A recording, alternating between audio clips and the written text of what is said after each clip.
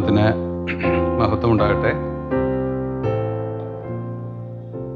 ഇങ്ങനെയൊരു അവസരം ഒരുക്കി തന്ന എൻ്റെ പിതാവിന് പുത്രൻ മുഖാന്തരം ആദ്യമായിട്ട് മഹത്വം അർപ്പിച്ചുകൊണ്ട് ഞാൻ ആരംഭിക്കട്ടെ. ഇങ്ങനൊരു സാഹചര്യം ഒരുക്കിയ ദൈവസഭയോടുള്ള നന്ദി, ഉത്തരവാദിത്തപ്പെട്ട എല്ലാവരോടുള്ള നന്ദി ഈ സമയത്ത് ഞാൻ പ്രകാശിപ്പിക്കുകയാണ്. മുഖപുരയായിട്ട് ഞാനത് പറയുന്നതിൻ്റെ കാരണം ഇനി ഞാനത് പറഞ്ഞെന്ന് വരില്ല. അതുകൊണ്ടാണ് നമ്മൾക്ക് പഠിക്കുവാനുള്ള വിഷയം ദൈവഭക്തി എന്ന വിഷയമാണ്. സാധാരണ ഒരുപാട് പേര് പഠിപ്പിക്കാത്തൊരു വിഷയമാണത്. എന്നാൽ നമുക്കെല്ലാവർക്കും അറിയാവുന്ന വിഷയവുമാണ്. ദൈവഭക്തി എന്നുള്ളത് നമുക്കെല്ലാവർക്കും അറിയാവുന്ന വിഷയമാണ്. എന്നാൽ ദൈവഭക്തന്മാർ, സങ്കീർത്തനക്കാരൻ പറയുന്നത് പോലെ, കുറഞ്ഞു വരുന്നൊരു കാലഘട്ടമാണ് അല്ലേ? ഭക്തന്മാർ ഇല്ലാതെയായി പോവുകയാണ്. വിശ്വാസികളുണ്ട്, ഭക്തന്മാർ കുറഞ്ഞു പോവുകയാണ്. ഇത് രണ്ടും തമ്മിലൊരു വ്യത്യാസം നമ്മൾ വാസ്തവമായി മനസ്സിലാക്കണം. ദാവീദ് രാജാവ് ആ വാക്ക് പറയുമ്പോൾ, ഭക്തന്മാർ കുറഞ്ഞു പോകുന്നു എന്ന് പറയുമ്പോൾ, ഇസ്രായേലിൽ യഹൂദന്മാർ കുറഞ്ഞിട്ടൊന്നുമല്ല, യാഗങ്ങൾ കുറഞ്ഞിട്ടുമല്ല, ദൈവാലയം ഇല്ലാതെയുമല്ല. നമ്മുടെ ഭാഷയിൽ പറഞ്ഞ വിശ്വാസികൾ കുറഞ്ഞിട്ടല്ല, ആരാധന കുറഞ്ഞിട്ടല്ല, സഭാഹാളുകളില്ലാതെയുമല്ല, പക്ഷേ ഭക്തന്മാർ കുറവാ. ഈ ഒരു വിഷയം നമ്മൾ വളരെ മുഖവരയ്ക്ക് എടുക്കേണ്ടതാണ്. അതെന്തുകൊണ്ടാണെന്ന് ചോദിച്ചാൽ, ഈ വിഷയം പഠിച്ചു വന്നപ്പോൾ അതെനിക്ക് വലിയ ഉപകാരമായിരുന്നു. വലിയ ഉപകാരം എന്ന് മാത്രമല്ല, എനിക്ക് ഏറ്റവും ഉപകാരപ്പെട്ട വിഷയമായിരുന്നു ഈ പഠനം. എൻ്റെ ജീവിതത്തിൽ ഒന്ന് ക്രമപ്പെടുത്താനായിട്ട് എനിക്ക് വലിയ കൃപ ദൈവം തന്നു. ഞാൻ ആദ്യമായിട്ടൊന്ന് പറയാം, ഈ ലോകത്തിൽ നിന്ന് നമ്മൾ വിട പറയുമ്പോൾ നമ്മൾ ഇവിടുന്ന് കൊണ്ടുപോകുന്ന ഒരേ ഒരു കാര്യമേ ഉള്ളൂ. അതെന്താണെന്നറിയാമോ? നമ്മുടെ വ്യക്തിയെ ആണ് നമ്മൾ കൊണ്ടുപോകുന്നത്. ആ വ്യക്തി ഒഴിച്ച് മറ്റൊന്നും നമുക്ക് കൊണ്ടുപോകാൻ പറ്റുകയില്ല. ആ വ്യക്തി എത്രമാത്രം നമ്മുടെ കർത്താവിനോട് അനുരൂപനായിട്ടുണ്ടോ, അതാണ് ഇനിയുള്ള ലോകത്തിൽ നമുക്ക് ലഭിക്കാൻ പോകുന്ന സകല ഉത്തരവാദിത്തങ്ങൾക്കും അടിസ്ഥാനം. ദൈവവചനം പറയുന്നത് ഇങ്ങനെയാണ്: അവനവൻ ശരീരത്തിലിരിക്കുമ്പോൾ ചെയ്തത് നല്ലതാകിലും തീയതാകിലും അത് തക്കവണ്ണം, വാക്ക് അണ്ടർലൈൻ ചെയ്യേണ്ട വാക്ക്, അതിന് തക്കവണ്ണമാണ് കിട്ടാൻ പോകുന്നത്. അതിന് തക്കവണ്ണം പ്രാപിക്കേണ്ടതിന് നാം എല്ലാവരും ക്രിസ്തുവിന്റെ ന്യായാസനത്തിന് മുമ്പാകെ നിൽക്കേണ്ടതാണ്.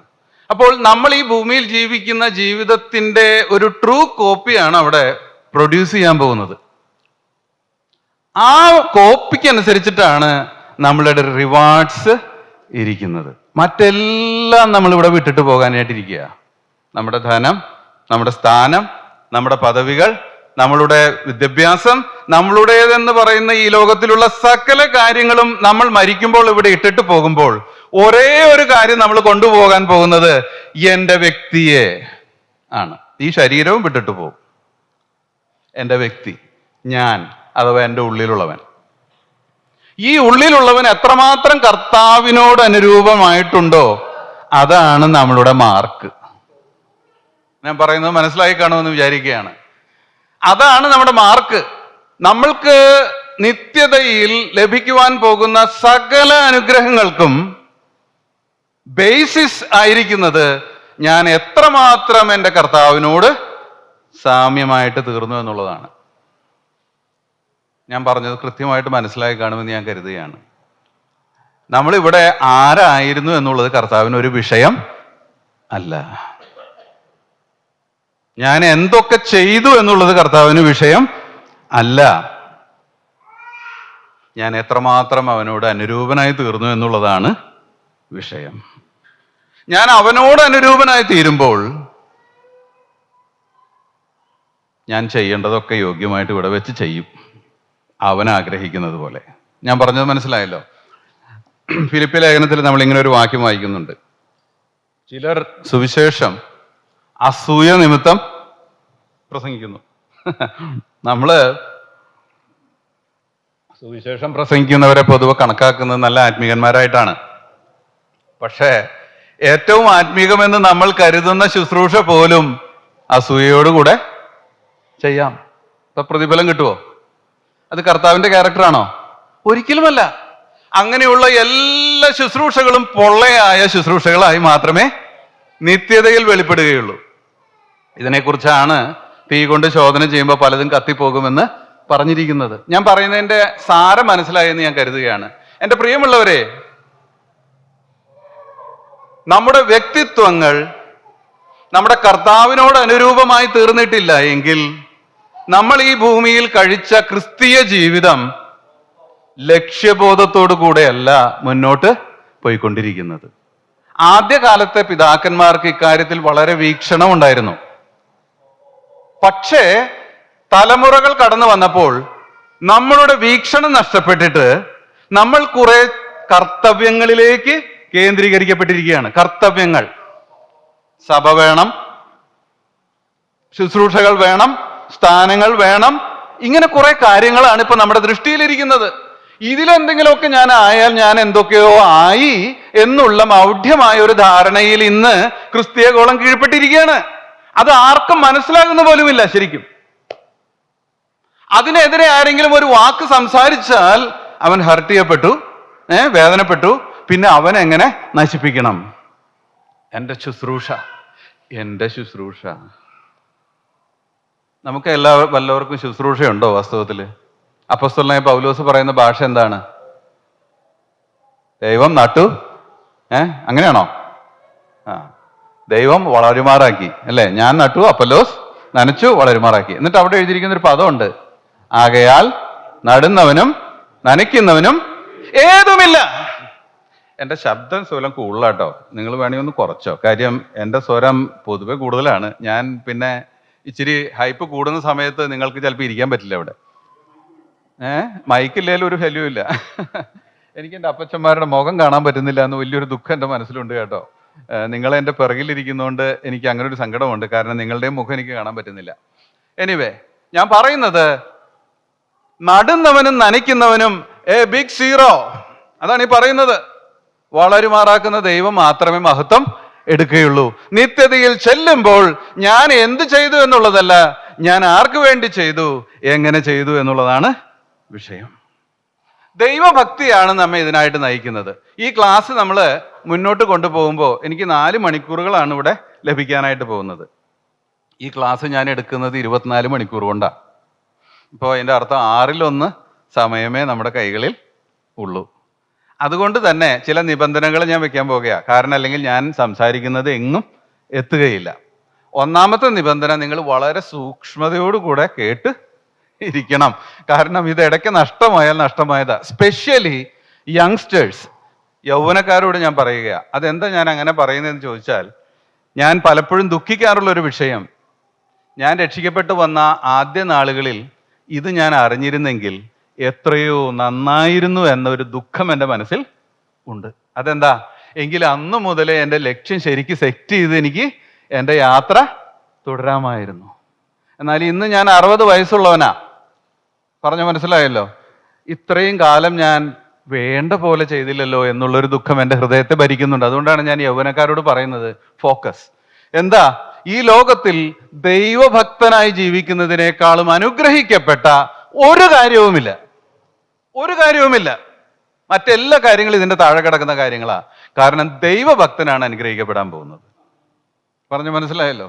അതുകൊണ്ട് നമുക്ക് ആ കാര്യത്തിൽ ശ്രദ്ധ വേണം. രണ്ടാമത്തെ കാര്യം, വാക്യങ്ങൾ വായിക്കാൻ പ്രിയ മകൻ ഇരിക്കുന്നുണ്ട്. നീ വാക്യങ്ങൾ വായിക്കേണ്ടി വരില്ല. ഞാൻ വെള്ളം കുടിക്കുന്ന സമയത്ത് ഒരെണ്ണം ഞാൻ വായിപ്പിക്കാം. കാരണം ഞാൻ വാക്യങ്ങൾ പ്രിന്റ് ചെയ്ത് കൊണ്ടുവന്നിട്ടുണ്ട്. അത് എന്തുകൊണ്ടാണെന്ന് ചോദിച്ചാൽ സമയം കളയാതിരിക്കാൻ വേണ്ടിയിട്ടാണ്. 4 മണിക്കൂറുകൾ കൊണ്ട് ദൈവഭക്തി എന്താണെന്നും ദൈവഭക്തൻ എങ്ങനെ ആയിരിക്കണമെന്നും നമ്മൾ ചുരുക്കത്തിൽ ഒന്ന് പഠിക്കാൻ പോവുക. ചുരുക്കത്തിൽ. അതിനുശേഷം നിങ്ങളാണ് ബാക്കി കാര്യങ്ങളൊക്കെ പൂരിപ്പിക്കേണ്ടത്. എന്താണ്?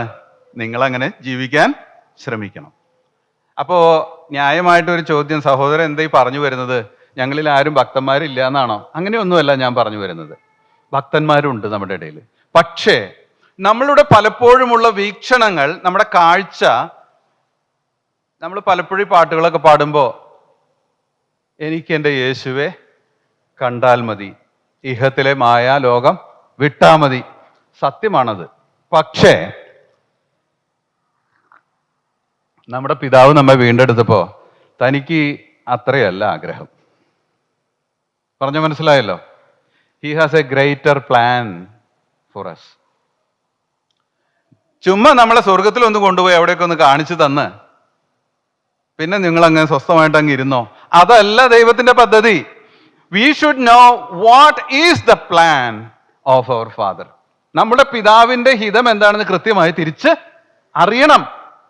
ഈ തിരശീലയ്ക്ക് അപ്പുറത്തേക്ക് കടക്കുന്ന ഒരു പ്രത്യാശ നമുക്ക് വേണം. ഏത് തിരശീല? സ്വർഗത്തിലേക്ക് കടക്കുന്നതാ പലപ്പോഴും നമ്മുടെ പ്രത്യാശ.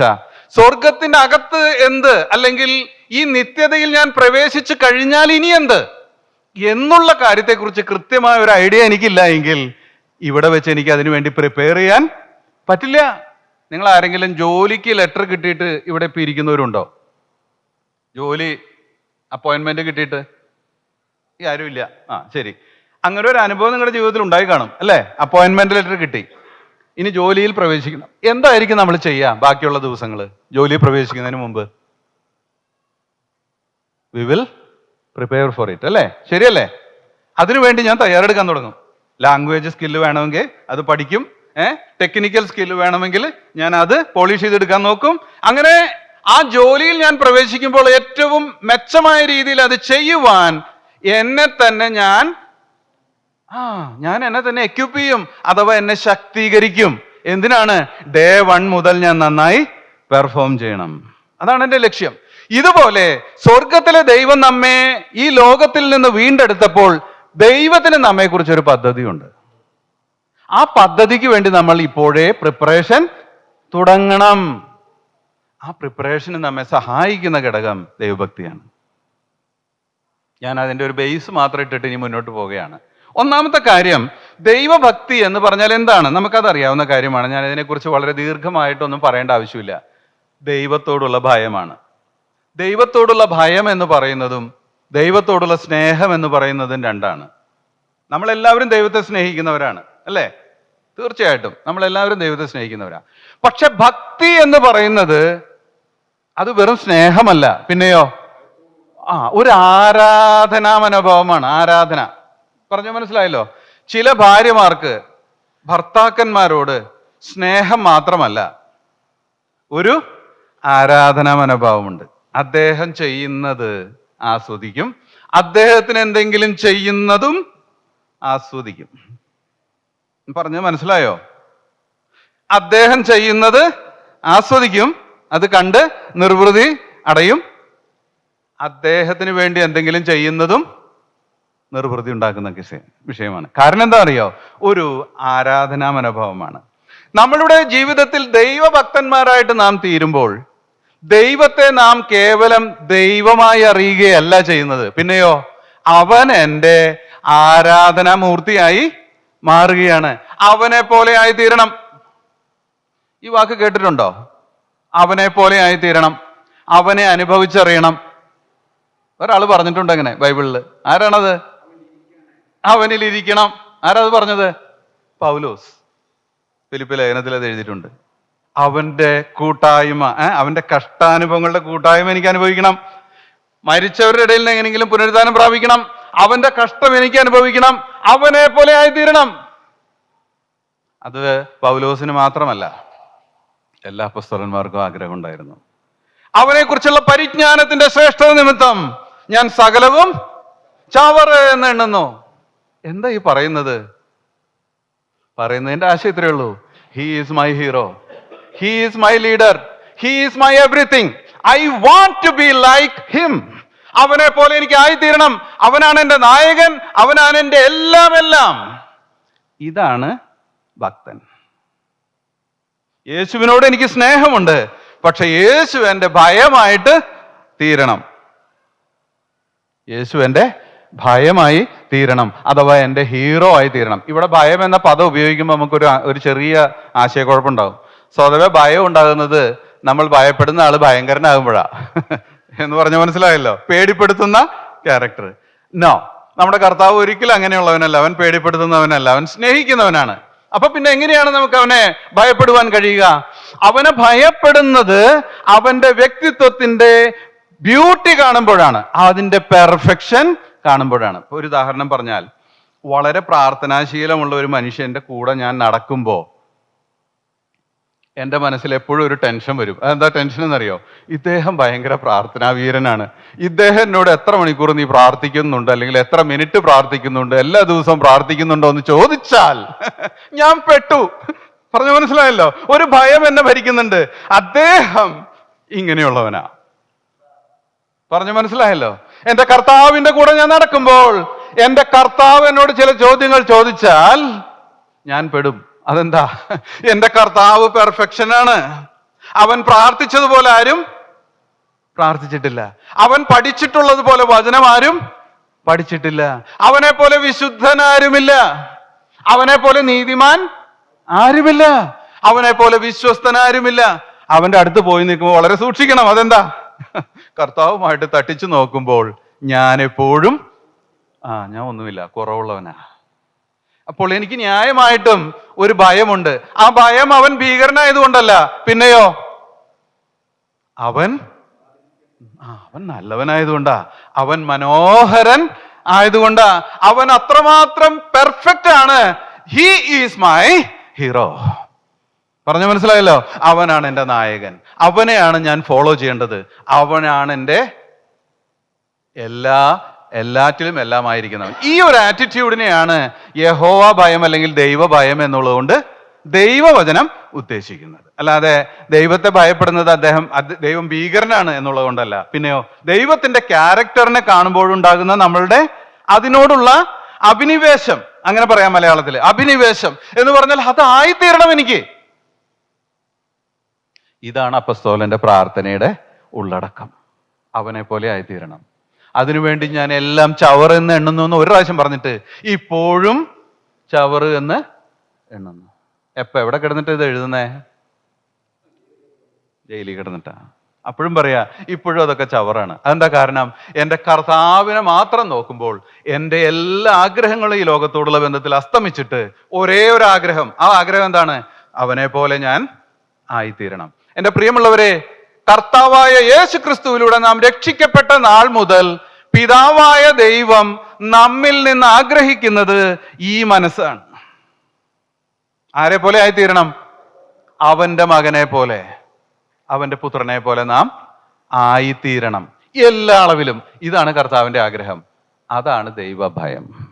ഞാൻ പറയുന്നതിന്റെ ആശയം മനസ്സിലായല്ലോ? നമുക്കൊരു വാക്യം, ജസ്റ്റ് ഒരു വാക്യം വായിച്ചിട്ട്, ഫിലിപ്പ് ലേഖനം 3 അധ്യായത്തിന്റെ 7 തൊട്ട് 15 വരെയുള്ള ഭാഗമാണ്. ആ വാക്യം ജസ്റ്റ് വായിച്ചിട്ട് നമുക്ക് പോകാം. എങ്കിലും എനിക്ക് ലാഭമായിരുന്നതൊക്കെയും ഞാൻ ക്രിസ്തു നിമിത്തം ഛേദമെന്ന് എണ്ണിയിരിക്കുന്നു. അത്രയുമല്ല, എൻ്റെ കർത്താവായ ക്രിസ്തു യേശുവിനെ കുറിച്ചുള്ള പരിജ്ഞാനത്തിന്റെ ശ്രേഷ്ഠത നിമിത്തം ഞാൻ ഇപ്പോഴും എല്ലാം ഛേദമെന്ന് എണ്ണുന്നു, ഞാൻ ക്രിസ്തുവിനെ നേടേണ്ടതിനും.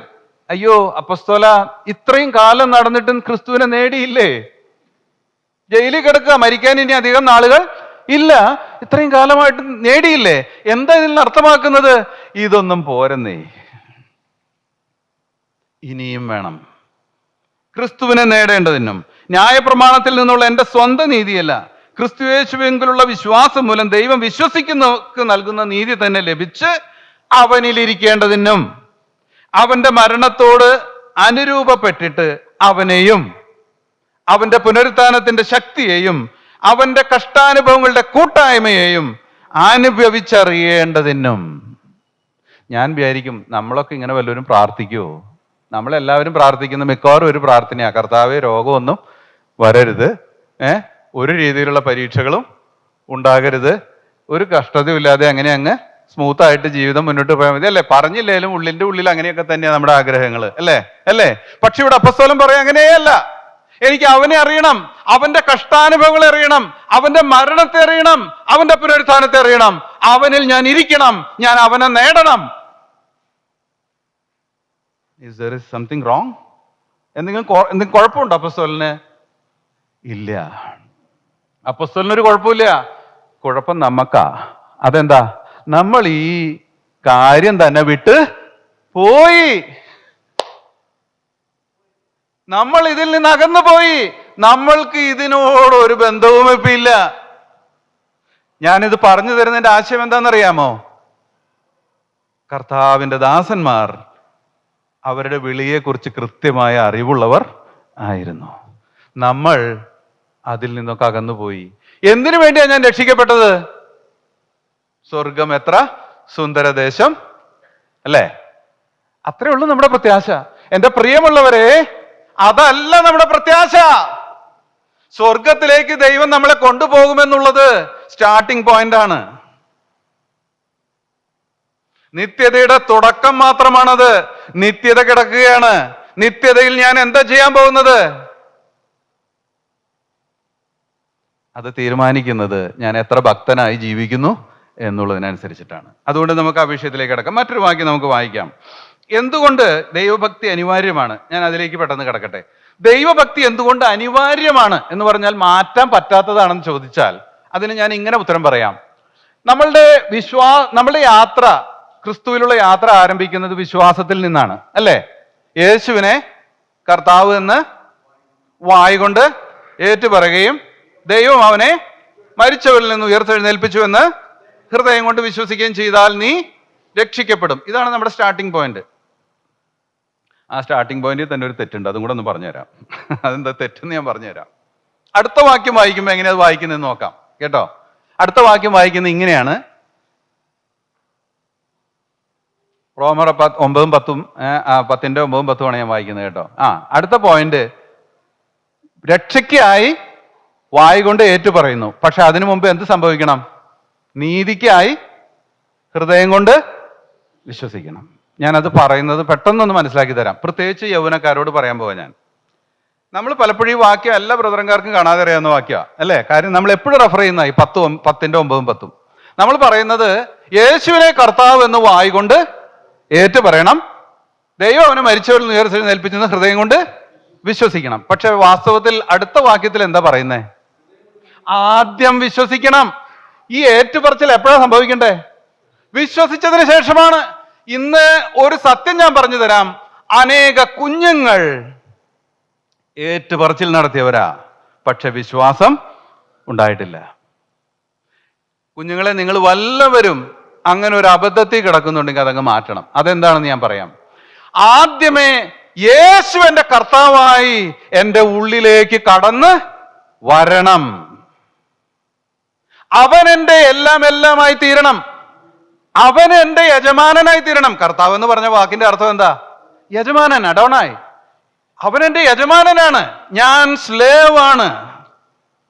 ഈ ഒരു ട്രാൻസിഷൻ നടക്കാത്തിടത്തോളം, ഈ ഒരു മാറ്റം നടക്കാത്തിടത്തോളം കർത്തൃത്വം എന്നിലേക്ക് കടന്ന് വരുന്നില്ല. ഞാൻ കർത്താവ് എന്ന് യേശുവിനെ വിളിക്കുന്നതിന് മുമ്പ് അവൻ എൻ്റെ ഉള്ളിൽ കർത്താവായി വിശ്വാസത്താൽ അംഗീകരിക്കപ്പെടണം. എന്നിട്ട് വേണം ഞാൻ എന്ത് പറയാൻ? എൻ്റെ വായ് കൊണ്ട് യേശുവാണ് എൻ്റെ കർത്താവ് എന്ന് ഏറ്റു പറയുവാൻ. ഞാൻ വിശ്വസിച്ചു, അതുകൊണ്ട് ഞാൻ സംസാരിച്ചു. അങ്ങനെയല്ലേ ബൈബിളിൽ പറയുന്നേ? അതെ, സംസാരിച്ചിട്ടല്ല വിശ്വാസം, വിശ്വസിച്ചിട്ടാ സംസാരം. ഞാൻ വിശ്വസിച്ചതാണ് പറയേണ്ടത്. യേശു എൻ്റെ കർത്താവാണെന്ന് ഞാൻ വായ് കൊണ്ട് ഏറ്റു പറയുന്നത് ലോകത്തിൽ നിന്നുള്ള എൻ്റെ വിടുതലിനെയാണ് കാണിക്കുന്നത്. പക്ഷെ വിശ്വാസം ആദ്യമേ എൻ്റെ ഉള്ളിൽ ഉണ്ടാകേണ്ടിയിരിക്കുന്നു. ഏതെങ്കിലും കുഞ്ഞുങ്ങൾ, ആരെങ്കിലും ഇത് കൃത്യമായി മനസ്സിലാക്കാതിരിക്കുന്നുണ്ടെങ്കിൽ അത് മനസ്സിലാക്കണം. അതെന്തുകൊണ്ടാ? കർത്തൃത്വം നീ ഏറ്റിട്ടില്ല എങ്കിൽ കർത്താവിനെ പോലെ ആയിത്തീരാൻ നിനക്ക് സാധിക്കില്ല. പറഞ്ഞതിന്റെ ആശയം മനസ്സിലായോ? യേശു എൻ്റെ കർത്താവായി തീർന്നിട്ടില്ല എങ്കിൽ എൻ്റെ സമർപ്പണം എൻ്റെ കർത്താവിനോടില്ല എനിക്ക്. അനേകർ രക്ഷിക്കപ്പെട്ടു എന്ന് പറഞ്ഞിട്ടും എന്തുകൊണ്ടാണ് സാക്ഷ്യത്തിൽ ജീവിക്കാത്തത്? പിന്നെയും പഴയപടി തന്നെ. സ്നാനപ്പെട്ടു, രക്ഷിക്കപ്പെട്ടു, സ്നാനപ്പെട്ടു, പക്ഷേ ജീവിതം പഴയപടിയാ. അതെന്താ കാരണം? ഇതാ കാരണം. അവൻ വായ് കൊണ്ട് ഏറ്റു പറഞ്ഞു, സ്നാനം സ്വീകരിച്ചു, പക്ഷേ ഉള്ളിൽ ക്രിസ്തു കർത്താവായി വിശുദ്ധീകരിക്കപ്പെട്ടിട്ടില്ല, അഥവാ സ്ഥാപിക്കപ്പെട്ടിട്ടില്ല. ഞാൻ പറഞ്ഞതിന്റെ ആശയം മനസ്സിലായോ? ഇവിടെയും നമ്മൾക്കൊരു തെറ്റ് പറ്റിയിട്ടുണ്ട്. നമ്മൾ ഉപദേശം കൃത്യമാണ്, പ്രായോഗികമായി തെറ്റാണ് ചെയ്യുന്നത്. പ്രായോഗികമായി എന്ന് പറഞ്ഞാൽ ഏറ്റു പറഞ്ഞാൽ രക്ഷിക്കപ്പെട്ടു എന്നാ? നോ, ഞാൻ പറയുന്നത് വെറും ഏറ്റുപറച്ചിൽ കൊണ്ട് ഒരാളും രക്ഷിക്കപ്പെടുകയില്ല. പിന്നെയോ, നീ ആദ്യമേ വിശ്വസിക്കണം. ആദ്യമേ നിന്റെ ഹൃദയത്തിൽ നീ യേശുവിനെ കർത്താവായി അംഗീകരിക്കണം. എന്ന് പറഞ്ഞാൽ അവൻ പറഞ്ഞതിനപ്പുറത്ത് ഞാൻ പോകില്ല. അതാ കർത്തൃത്വം. അതാണ് കർത്തൃത്വം. യേശു എന്റെ കർത്താവ് എന്ന് പറഞ്ഞാൽ എന്റെ ആശയം എന്റെ കർത്താവ് പറഞ്ഞതിനപ്പുറത്ത് ഞാൻ പോകില്ല. എന്നിട്ട് ഞാൻ പറയണം യേശു എന്റെ കർത്താവാണ്. അപ്പോഴത് അർത്ഥമാകുന്നത്. അല്ലാത്തത് കേവലം ജൽപ്പനം മാത്രമാണ്. എൻ്റെ പ്രിയമുള്ളവരെ, രക്ഷിക്കപ്പെട്ട് അനേക നാളുകളായി നമ്മളുടെ ജീവിതത്തിലേക്ക് ഒരു ചോദ്യം: യേശു വാസ്തവത്തിൽ എൻ്റെ കർത്താവാണോ? അവൻ എന്നോട് പറഞ്ഞാൽ ഞാൻ എല്ലാം ചെയ്യുമോ? ഇത് നമ്മളെ തന്നെ ഒന്ന് പരിശോധിക്കുവാൻ വേണ്ടി ഞാൻ വിടുകയാണ്. യേശുവിനെ കർത്താവെന്ന് ഏറ്റു പറഞ്ഞുകൊണ്ടാണ് നമ്മുടെ വിശ്വാസയാത്ര ആരംഭിക്കുന്നത്. ഈ വിശ്വാസയാത്ര അവസാനിപ്പിക്കേണ്ടത് വിശ്വാസത്തിലായിരിക്കണം.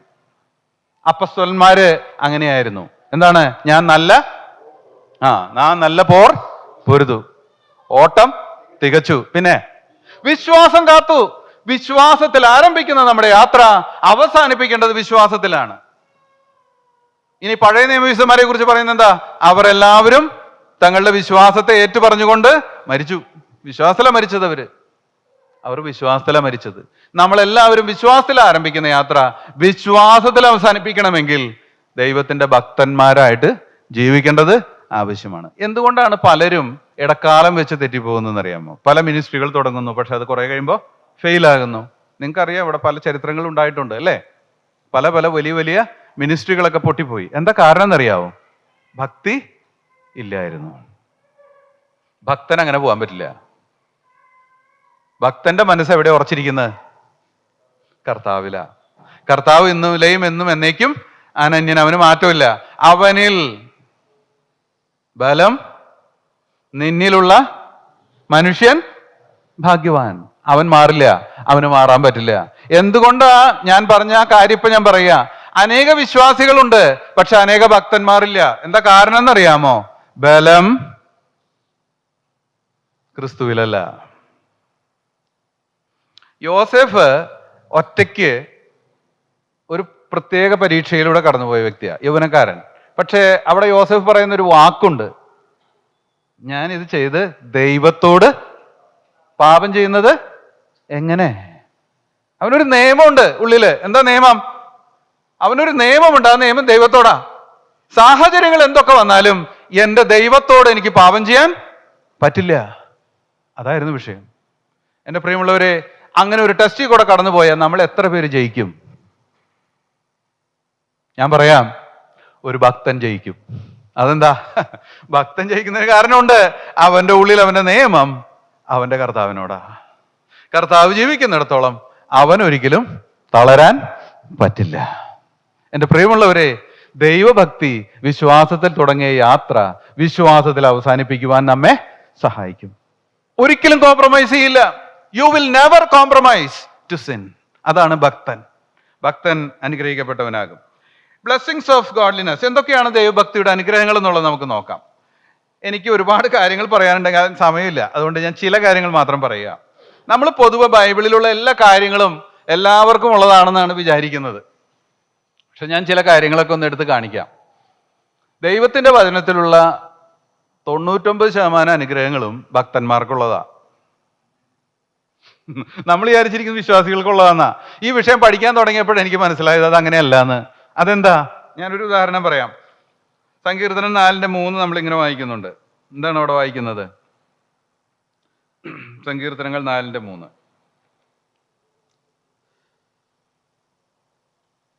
ഒന്ന് വായിച്ചപ്പോ അത് 4:3.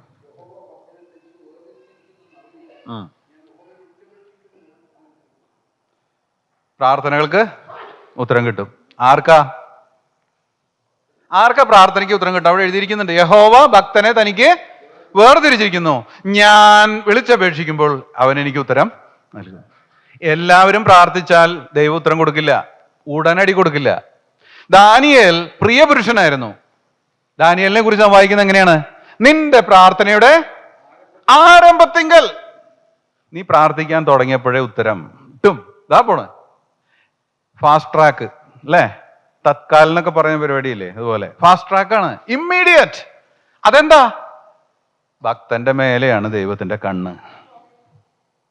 ശ്രദ്ധിക്കണം, ഭക്തന്റെ മേലെ ദൈവത്തിന്റെ GPS ഉണ്ട്, ഇന്നത്തെ ഗ്ലോബൽ പൊസിഷനിങ് സിസ്റ്റം എന്ന് പറയില്ലേ, GPS ഉണ്ട്. അവൻ എവിടെയാ പോകുന്നത്, അവൻ എന്താ ചെയ്യുന്നത്. അതപ്പോ നമ്മളെ ഭക്തന്മാർക്ക് ഒരു കുഴപ്പമില്ല. കാര്യം ഭക്തൻ ദൈവത്തിന് ഇഷ്ടപ്രകാരം ജീവിക്കണേ. ദൈവം നമ്മളൊക്കെ പോണോടത്തേക്ക് GPS വെച്ച പ്രശ്നമാ. ഞാൻ പറഞ്ഞത് മനസ്സിലായി കാണും. എന്താ കാരണം? ചിലപ്പോഴെങ്കിലും എൻ്റെ ജീവിതത്തിൽ ദൈവത്തിന് ഹിതകരമല്ലാത്തത് പ്രത്യക്ഷമാകാറുണ്ട്. എന്നാൽ ഭക്തൻ അങ്ങനെയല്ല കേട്ടോ. അവനെ എപ്പോൾ നോക്കിയാലും അവൻ പ്രിയനാണ്. പ്രാർത്ഥനയുടെ ആരംഭത്തിൽ ഞാൻ ഒരുപാട് വാക്യങ്ങളിൽ 2-3 വാക്യങ്ങൾ, പ്രോവർബ്സ് 19:23, യഹോഭക്തി ജീവഹേതുകമാകുന്നു, അതുള്ളവൻ തൃപ്തനായി വസിക്കും, അനർത്ഥം അവന് നേരിടുകയില്ല. ശ്രദ്ധിക്കുക വാക്യം. യഹോഭക്തനോട് പറയുകയാണ്, യഹോഭക്തി ഉള്ളവന് അത് ജീവഹേതുകമാണ്, മാത്രമല്ല അവന് യാതൊരു അനർത്ഥവും ഉണ്ടാകുകയില്ല. അതെന്താ? ദൈവം നോക്കിക്കൊണ്ടിരിക്കുകയാണ് അവനെ. ദൈവം നോക്കിക്കൊണ്ടിരിക്കുകയാണ് തൻ്റെ ഭക്തന്റെ മേലെ.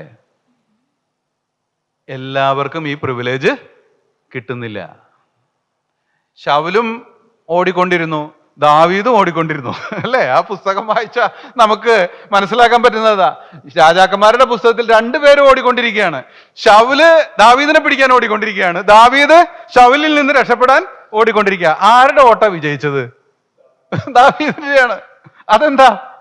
ദാവീദ് ഭക്തനാണ്, ശൗല് ഭക്തനല്ല. അവനൊരു അനർത്ഥവും നേരിടാൻ ദൈവം അനുവദിക്കുന്നില്ല. അടുത്ത വാക്യം നമുക്ക് ഒരു വാക്യം കൂടെ വായിക്കാം. സങ്കീർത്തനങ്ങൾ 25:12, യഹോവ ഭക്തനായ പുരുഷൻ ആർ? അവൻ തിരഞ്ഞെടുക്കേണ്ടുന്ന വഴി ഞാൻ അവന് കാണിച്ചു കൊടുക്കും. ആർക്കാണ് ദൈവം വഴി കാണിച്ചു കൊടുക്കുക? യഹോവ ഭക്തന്. അതെന്താ? അവൻ പോകേണ്ട വഴി ഞാനാ തീരുമാനിക്കുന്നത്, ദൈവമാണ് തീരുമാനിക്കുന്നത്. നമുക്ക് പലപ്പോഴും തീരുമാനങ്ങൾ എടുക്കേണ്ടി വരുമ്പോൾ നമ്മൾ പലപ്പോഴും വെള്ളം കുടിച്ചു പോകാറുണ്ട്, അല്ലേ? എങ്ങനെ ദൈവഹിതം തിരിച്ചറിയാ? മക്കൾക്ക് ഇപ്പോൾ എഡ്യൂക്കേഷൻ ഇൻസ്റ്റിറ്റ്യൂഷനിൽ ഒരു അഡ്മിഷൻ വേണം. മക്കളെ ഒന്ന് നോക്കിയേ, അഡ്മിഷന്റെ സമയമാകുമ്പോൾ നമുക്ക് ഏത് കോളേജിൽ അഡ്മിഷൻ വേണ്ടേ? ഒരു വലിയ ചോദ്യം അത്, അല്ലേ? ഏത് കോഴ്സാ പഠിക്കണ്ടേ? അടുത്ത ചോദ്യം. ടോട്ടൽ കൺഫ്യൂഷൻ, അല്ലേ? അവരിപ്പോൾ ഇങ്ങനെ പറയും, മറ്റവരിങ്ങനെ പറയും. ദൈവഭക്തനായ ഒരു കാര്യം ചെയ്താൽ മതി. ആരുടെ അടുത്ത് പോയി പറയണത്? കർത്താവിൻ്റെ അടുത്ത് പോയി പറഞ്ഞാൽ മതി. കർത്താവ് കാണിച്ചു തരും വഴി, ഇതാണ് വഴി, ഇതിലൂടെ പൊക്കോ. കാരണം ആരംഭത്തിൽ അവസാനം അറിയുന്ന ഒരു ദൈവം അത് കാണുന്നുണ്ട്. എൻ്റെ ജീവിതത്തിൻ്റെ എല്ലാ തീരുമാനങ്ങളും ഭക്തനാണെങ്കിൽ ദൈവമാണ് നിർവഹിക്കുക. യഹോവ വഴി കാണിച്ചു കൊടുക്കും. അടുത്തൊരു വാക്യം കൂടെ നമുക്ക് വായിച്ചിട്ട് 2 വാക്യം കൂടെ ഞാൻ വായിക്കാം അനുഗ്രഹങ്ങളെ കുറിച്ച്. സങ്കീർത്തനങ്ങൾ 25:14, അവിടെ നാം ഇങ്ങനെ വായിക്കുന്നു, യഹോവയുടെ സഖിത്വം അവന്റെ ഭക്തന്മാർക്ക് ഉണ്ടാകും. സഖിത്വം എന്താ? സഖിത്വം എന്ന് പറഞ്ഞാ കൂട്ടുകാരൻ. യഹോവ എപ്പോഴും കൂടെ നടക്കും. ഭക്തനാണ് കേട്ടോ ഈ പ്രിവിലേജ്, എല്ലാവർക്കും ഉള്ളതല്ല, ഭക്തന്. എന്നിട്ട് അടുത്ത വാക്യം, അവൻ തന്റെ നിയമം അവരെ അറിയിക്കുന്നു. ആർക്കാ വചനം വെളിപ്പെട്ട് കിട്ടുക? ദൈവ മക്കൾക്കല്ല, ഭക്തനാ. ഇവിടെയാണ് വ്യത്യാസം. എന്താണ് അരുളപ്പാടുകൾ? ഞാൻ അതാണ് ഈ പറഞ്ഞു വരുന്നതിന്റെ ആശയം. ശമൂവേലിന്റെ കാലത്ത് വെളിപ്പാടുകൾ എന്താ? മഹാപുരോഹിതനുണ്ടായിരുന്നില്ലേ? ദേവാലയം ഉണ്ടായിരുന്നില്ലേ? പുരോഹിതന്മാരുണ്ടായിരുന്നില്ലേ? യഹൂദന്മാരുണ്ടായിരുന്നില്ലേ? എല്ലാം ഉണ്ടായിരുന്നു. വെളിപ്പാടില്ല. ആർക്കാ വെളിപ്പാട് കൊടുത്തേ? ദൈവം ശമൂവേലിന്. അതെന്താ കാരണം? അവൻ ഭക്തനാണ്. ഞാൻ പറയുന്നതിന്റെ രഹസ്യം മനസ്സിലായോ? എന്താ നമ്മളുടെ ഇടയിൽ ശുശ്രൂഷകൾക്ക് ഗൗരവമില്ലാതെ പോകുന്നത്? എന്താണ് വചനം പഠിച്ചിട്ട് കിട്ടാത്തത്? അതിനൊരു കാരണമുണ്ട്. ദൈവം അത് വെളിപ്പെടുത്തി കൊടുക്കുന്നത് തൻ്റെ ഭക്തനാണ്. അതെന്താ? ഭക്തന് മാത്രമേ അത് ഉൾക്കൊള്ളാൻ കഴിയൂ. അതെന്താ? അല്ലെങ്കിൽ ഭക്തി ആദായ സൂത്രമായി മാറും. ഞാൻ പറഞ്ഞതിന്റെ ആശയം മനസ്സിലായോ? ഭക്തന്റെ കയ്യിൽ വചനം കൊടുത്താൽ അതുകൊണ്ട് അവൻ അത് നൽകിയവനെ മാനിക്കും, ദൈവത്തിന് മാനം കൊടുക്കും. അല്ലാത്തവൻ അതിനുപയോഗിക്കും. ആദായ സൂത്രം. അതുകൊണ്ട് ദൈവം ആർക്കും അത് കൊടുക്കുക? ഭക്തനെ കൊടുക്കുള്ളൂ. കാരണം അവനാണ് വിശ്വസ്തൻ. ഗൃഹവിചാരകന്മാരിൽ അവൻ അന്വേഷിക്കുന്ന എന്താണ്? വിശ്വസ്തനായിരിക്കണം. വിശ്വസ്തന്റെ കയ്യിലേ കൊടുക്കാൻ പറ്റൂ. അവന്റെ ഭക്തനാണ് അത് കൊടുക്കുക. ഞാനിത് പറഞ്ഞു പോവുകയാണ്, നിങ്ങൾ ഇതിന്ന് തിരിച്ചെടുത്തുകൊള്ളണം കാര്യങ്ങൾ. എവിടെയാണ് നമ്മൾ ഫെയിലാകുന്നത്? എന്താണ് ഈ കാലഘട്ടത്തിൽ ഈ പറഞ്ഞത് തന്നെയാണല്ലോ പിന്നെയും പിന്നെയും കേൾക്കുന്നത്? എന്താ കാരണം? ഒന്നും പുതുമയില്ലല്ലോ, ഒരു പുതിയ ദൂത് കിട്ടുന്നില്ലല്ലോ. മിക്കവാറും എല്ലാം അവസാനിക്കുന്നത് പഴയ നിയമത്തിൽ ഒരു ക്യാരക്ടറിലായിരിക്കും. ഒരു ദാവീദ്, ഒരു അബ്രഹാം, ഒരു ഇസ്ഹാക്ക്, ഇത്രയുണ്ടൊക്കെ കാര്യം തീരും. പുതിയ നിയമത്തിൽ പോലും നേരെ ചൊവ്വയിരുന്ന് വചനം പഠിച്ചൊരു വാക്യം പറയെല്ലാരും. എന്താ കാരണം? കിട്ടുന്നില്ല. അല്ലെങ്കിൽ ഇങ്ങനെ ഞാൻ പറയാം, കൊടുക്കുന്നില്ല. അതെന്താ? ഭക്തന്മാർ കുറഞ്ഞു പോയിക്കൊണ്ടിരിക്കുക. പറഞ്ഞതിന്റെ ആശയം മനസ്സിലാവും? എൻ്റെ പ്രിയമുള്ളവരെ, നമ്മുടെ കണ്ണൊന്ന് തുറക്കട്ടെ. ഞാനൊന്ന് ഭക്തനായി തീരുക, ഞാൻ എൻ്റെ പിതാവിനെ ഒന്ന് മാനിക്കുക, അവന്റെ പുത്രനെ ഞാൻ ഒന്ന് ഉയർത്തുക. ഞാൻ പറയാം, അവൻ തന്റെ നിയമത്തെ നമ്മെ അറിയിക്കും. അവൻ നമ്മെ വചനം തന്ന് അനുഗ്രഹിക്കും. നമ്മൾ അനുഗ്രഹിക്കപ്പെടുകയും ചെയ്യും. നമ്മളിലൂടെ അനേകർ അനുഗ്രഹിക്കപ്പെടാനും ഇടയായിട്ട് തീരും. അങ്ങനെ നമ്മളൊരു അനുഗ്രഹ വിഷയമായി തീരും. അടുത്ത വാക്യം സങ്കീർത്തനങ്ങൾ 128 1 തൊട്ട് 4 വരെ. യഹോവയെ ഭയപ്പെട്ടവന്റെ വഴികളിൽ നടക്കുന്ന ഏവനും ഭാഗ്യവാൻ. നിന്റെ കൈകളുടെ അധ്വാനഫലം നീ തിന്നും. നീ ഭാഗ്യവാൻ, നിനക്ക് നന്മ വരും. നിന്റെ ഭാര്യ നിന്റെ വീട്ടിനകത്ത് ഫലപ്രദമായ മുന്തിരിവള്ളി പോലെയും നിന്റെ മക്കൾ നിന്റെ മേശയ്ക്ക് ചുറ്റും ഒലിവ് തൈകൾ പോലെയും ഇരിക്കും. അതിന്റെ അവസാനം, യഹോവ ഭക്തനായ പുരുഷനോ ഇങ്ങനെ അനുഗ്രഹിക്കപ്പെട്ടവനാകും. ഇതെല്ലാവർക്കും ഉള്ളതല്ല കേട്ടോ, യഹോവ ഭക്തനുള്ളതാ. നമ്മളിത് ഇടം വരെയൊക്കെ നോക്കി ഇങ്ങനെ നമുക്കൊക്കെ അപ്ലൈ ചെയ്യാറുണ്ട്. ഞാൻ പറയാം, അങ്ങനെയല്ല. അത് യഹോവ ഭക്തനുള്ളതാ, അഥവാ യഹോവയെ ഭയപ്പെടുന്നവനുള്ളതാ. അഥവാ അവന്റെ ഉള്ളിൽ ഒരു നിയമമുണ്ട്. ആരോട്? യഹോവയോട്. എന്താണ്? യഹോവ പറഞ്ഞതിന് അപ്പുറത്തും പോവുകയില്ല. ഒരു ഭയം. ഈ ഭയം നമ്മുടെ ഹൃദയത്തെ ഭരിക്കണം. എൻ്റെ പ്രിയമുള്ളവരെ, നമ്മൾ കേവലം രക്ഷിക്കപ്പെട്ടത് കൊണ്ടൊന്നുമാകുന്നില്ല. ന്യായമായും ന്യായവിധിയിൽ നിന്ന് വിടുതലുള്ളവരാ രക്ഷിക്കപ്പെട്ടവര്, സ്വർഗത്തിൽ പോകും, നോ ഡൗട്ട്. പക്ഷേ എൻ്റെ കർത്താവിന് ഞാൻ പൂർണ്ണമായി പ്രസാദമുള്ള ഒരു ജീവിതം കഴിക്കണമെങ്കിൽ, പ്രയോജനമുള്ള ഒരു ജീവിതം കഴിക്കണമെങ്കിൽ, ഫലം പുറപ്പെടുവിക്കുന്ന ഒരു ജീവിതം കഴിക്കണമെങ്കിൽ, ദൈവം എന്നിൽ നിന്ന് ആഗ്രഹിക്കുന്നത് ഞാൻ ഭക്തനായിരിക്കണമെന്നാണ്. ഭക്തൻ. എനിക്ക് അവനെ ഭയം വേണം. അവൻ പറയുന്നതിനപ്പുറത്ത് ഞാൻ ഒന്നും ചെയ്യില്ല. ഞാൻ ചെയ്യുന്നതൊക്കെയും അവന് വേണ്ടിയിട്ടും ആണ്. ഞാൻ പറയട്ടെ, നമ്മളുടെ ഇടയിൽ ഭയങ്കര പാരവെപ്പുകൾ നടക്കുന്ന ഒരു സ്ഥലമാണ് എന്ന് പറഞ്ഞാൽ, സുവിശേഷകന്മാരുടെ ഇടയിൽ അങ്ങോട്ടും ഇങ്ങോട്ടും, ഇവിടെയൊക്കെ എങ്ങനെയാണെന്ന് എനിക്കറിയില്ല, എല്ലായിടത്തും ഉണ്ടെന്നാണ് ഞാൻ വിചാരിക്കുന്നത്, ഗ്രൂപ്പുകളാ. വല്ലവനൊന്ന് പൊങ്ങി വരാൻ നിന്ന് കഴിഞ്ഞാൽ അവനെ പിടിച്ച് താഴെയിടും. സഭകളിൽ പ്രശ്നം. മൂപ്പന്മാർക്ക് നേരെ താഴെയുള്ളവർ മുഴുവനും ഫൈറ്റ്. കഴിഞ്ഞ ദിവസം ഒരു സഭയിൽ പറഞ്ഞു കേട്ടു, അവനെ ഞാൻ വീട്ടിൽ കയറി തല്ലൂന്ന്. മൂപ്പനെ വീട്ടിൽ കയറി തല്ലൂന്ന് ഒരുത്തം പറയാ. സഭയിൽ നടക്കുന്ന കാര്യങ്ങളാണ്, ഞാൻ നുണയൊന്നുമല്ല പറയുന്നത്, സത്യമാണ്, ഞാൻ കേട്ട കാര്യമാണ്. മൂപ്പന്മാർക്ക് തമ്മിൽ അങ്ങോട്ടും ഇങ്ങോട്ടും പ്രശ്നം. എൻ്റെ പ്രിയമുള്ളവർ, എവിടെയാ പ്രശ്നം എന്നറിയാമോ? പ്രശ്നം കിടക്കുന്നത് നമ്മുടെ ഉള്ളിൽ തന്നെയാണ്. എന്താ കാരണം? എനിക്ക് ദൈവത്തെ ഭയമില്ല. ഞാൻ ഇത് ചെയ്താൽ ചോദിക്കുന്ന ഒരുത്തനുണ്ടെന്ന് എനിക്ക് ഭയം ഇല്ല. ഞാൻ ചെയ്യുന്നത് എനിക്ക് വേണ്ടിയാണെന്നുള്ള മൗഢ്യമായ ചിന്ത എന്നിലുള്ളത് കൊണ്ട്, എൻ്റെ ഭാഷയിൽ പറഞ്ഞ ഈ ഭൗമികമായ നക്കാപ്പിച്ചകൾക്ക് വേണ്ടി ദൈവനാമത്തെ ഞാൻ ദുഷിക്കുകയാണ്. എൻ്റെ പ്രിയമുള്ളവരെ, ഞാനൊന്ന് ചോദിക്കട്ടെ, എനിക്ക് ഈ ലോകം തരുന്ന എന്ത് ബ്ലെസ്സിങ് ആണ് വേണ്ടത്? എം.ഇ. ചെറിയാൻ സാർ പാടിയില്ലേ, ലോകം മുൾക്കിരീടം ക്രിസ്തുവിന് നൽകി, ലോകമേ നീ തരുന്ന മഹത്വം എനിക്ക് എന്തിനാണ് നമുക്ക് ഈ ലോകത്തിന്റെ മഹത്വം? എന്തിനാണ് നമ്മുടെ മനുഷ്യരുടെ കയ്യിൽ നിന്നുള്ള കയ്യടികൾ? എന്തിനാണ് നമുക്ക് സ്ഥാനം? എന്തിനാണ് നമുക്ക് മാനം? എന്റെ ഉള്ളിൽ ക്രിസ്തു എന്റെ നായകനായിട്ടിരുന്നാൽ, എന്റെ ഭക്തിയുടെ കേന്ദ്രം ക്രിസ്തുവാണെങ്കിൽ, ഞാൻ ചെയ്യുന്നതൊക്കെയും അവന് വേണ്ടി മാത്രം ആയിരിക്കും. എൻ്റെ കണ്ണിരിക്കുക അവന്റെ മേത്താണ്. അവൻ എന്നിൽ പ്രസാദമുണ്ടോ? ഇതായിരിക്കണം എൻ്റെ ചിന്ത. മനുഷ്യർ എന്ത് ചിന്തിക്കുന്നു? എന്ത് വിഷയം? ഈ സർട്ടിഫിക്കറ്റും കൊണ്ട് അവിടെ ചെന്ന എന്ത് കിട്ടാനാ? എല്ലാവരുടെയും കയ്യടി മേടിച്ചിട്ട് സ്വർഗത്തിൽ ചെന്ന് അവന്റെ മുമ്പിൽ നിൽക്കുമ്പോൾ വെറും കൈയായിട്ട് ഞാൻ നിൽക്കേണ്ടി വന്നാൽ എന്ത് നന്മ! ഈ തിരിച്ചറിവ് പോലും നമ്മുടെ ഇടയിൽ നഷ്ടപ്പെട്ടു പോയിരിക്കുകയാണ്. ആൾക്കാർക്ക് ഇപ്പൊ ഈ വക കാര്യങ്ങളിലാണ് ശ്രദ്ധ മുഴുവനും. ഞാൻ പറയാം, എന്റെ പ്രിയമുള്ളവരെ, കുടം കവിഴ്ത്തി വെള്ളം ഒഴിക്കുന്ന പോലെയുള്ളൂ. ഒരു തുള്ളി കാണില്ല ഉപയോഗിക്കാൻ, ഒരു തുള്ളി പോലും കാണില്ല. Waste, utter waste. മറിച്ച് ഞാൻ ചെയ്യുന്നതൊക്കെയും എൻ്റെ കർത്താവിനാണെങ്കിൽ മനുഷ്യരെന്ത് പറഞ്ഞാലും എനിക്കൊരു വിഷയമേ അല്ല. അവന്, ഞാൻ പലപ്പോഴും അതിനോടൊരു ഉദാഹരണം പറയാറുണ്ട്. പോസ്റ്റ്മാൻ ഒരു ലെറ്റർ കൊടുക്കാനായിട്ടാണ് അവൻ്റെ ഉത്തരവാദിത്തം. പോസ്റ്റ്മാൻ ലെറ്റർ കൊടുക്കാൻ വീട്ടിൽ വരുമ്പോൾ വീട്ടുകാരൻ അവിടെ ഉണ്ട് അല്ലെങ്കിൽ ഇല്ല, വീട്ടുകാരൻ നോക്കി ചിരിച്ചോ, നല്ല വാക്ക് പറഞ്ഞോ, ചീത്ത വാക്ക് പറഞ്ഞോ, ഇതൊന്നും അവന് വിഷയം അല്ല. അവൻ എന്ത് ചെയ്യും? ലെറ്റർ കൊടുക്കും, ഒപ്പ് മേടിക്കണമെങ്കിൽ ഒപ്പ് മേടിക്കും. റിപ്പോർട്ട് കൊടുക്കുന്നത് അവന്റെ അതോറിറ്റിക്കാ. ഇതാണ് ക്രിസ്ത്യാനി. ഇതായിരിക്കണം ക്രിസ്ത്യാനി. എൻ്റെ ഓർഡർ എനിക്ക് കിട്ടുന്നത് കർത്താവിൽ നിന്നാണ്. എൻ്റെ വർക്ക് തീർന്നിട്ട് റിപ്ലൈ കൊടുക്കുന്നത് അല്ലെങ്കിൽ ഞാൻ എൻ്റെ റിപ്പോർട്ട് കൊടുക്കുന്നത് കർത്താവിന് മാത്രമാണ്, മനുഷ്യർക്കല്ല. അതാണ് ഭക്തൻ.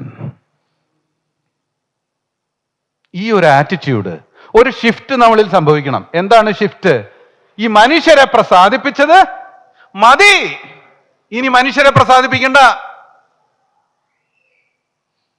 ദൈവത്തെ പ്രസാദിപ്പിച്ചാൽ മതി. ദൈവത്തെ പ്രസാദിപ്പിക്കുമ്പോൾ ഞാൻ ഒരു കാര്യം പറയാം, സ്ഥാനങ്ങളൊന്നും കിട്ടിയില്ല എന്ന്, ദൈവത്തെ പ്രസാദിപ്പിക്കുമ്പോൾ വലിയ സ്ഥാനങ്ങളൊന്നും ഇവിടെ കിട്ടിയില്ല എന്ന് വന്നേക്കാം. കാരണം ഇവിടെ പലതും നടക്കുന്നത് ഇൻഫ്ലുവൻസസിലൂടെ ആണ്. പക്ഷെ അതൊന്നും വിഷയമല്ല. അതെന്താ? കർത്താവിന്റെ വചനത്തിൽ ഇങ്ങനൊരു വാക്യമുണ്ട്. അതെന്താണെന്നറിയാമോ? പ്രവാചകൻ എന്ന് വെച്ച് പ്രവാചകന് ഒരു ഗ്ലാസ് അല്ലെങ്കിൽ ഒരു പാത്രം വെള്ളം കൊടുത്താൽ ആരുടെ പ്രതിഫലം കിട്ടും? പ്രവാചകന്റെ പ്രതിഫലം കിട്ടും. ശ്രദ്ധിക്കണം ആ വാക്ക്. ദൈവം നോക്കുന്ന അങ്ങനെയാ. ഞാൻ പറയാം, അനേക സ്ഥാനങ്ങളിൽ ഇരിക്കുന്നവരെക്കാൾ കർത്താവിന് ആത്മാർത്ഥമായി ചെയ്തവൻ അധികം പ്രതിഫലം വാങ്ങും. കാരണം ന്യായ കർത്താവ് വിശ്വസ്തനെന്ന് പേരുള്ളവനാ. അവൻ തന്റെ നാമത്തോട് നാം കാണിക്കുന്ന സ്നേഹത്തെ മറന്ന് കളവാൻ തക്കവണ്ണം അനീതിയുള്ളവനല്ല. അവന്റെ പക്കൽ അനീതിയില്ല. അവൻ ഒരിക്കലും അനീതി കാണിക്കുകയില്ല. വിധിക്കുന്ന ദിവസം അവൻ നോക്കുന്നത് ഹൃദയത്തെ ആണ്. അവൻ ഹൃദയത്തിന് തക്കവണ്ണം പ്രതിഫലം നൽകും.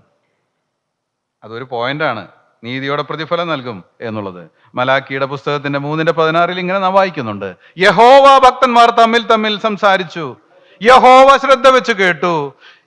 യഹോവ ഭക്തന്മാർക്കും അവന്റെ നാമത്തെ സ്മരിക്കുന്നവർക്കും. ശ്രദ്ധിക്കണം, സ്മരണ പുസ്തകം എല്ലാവർക്കും വേണ്ടി എഴുതി വെച്ചേക്കണതല്ല കേട്ടോ.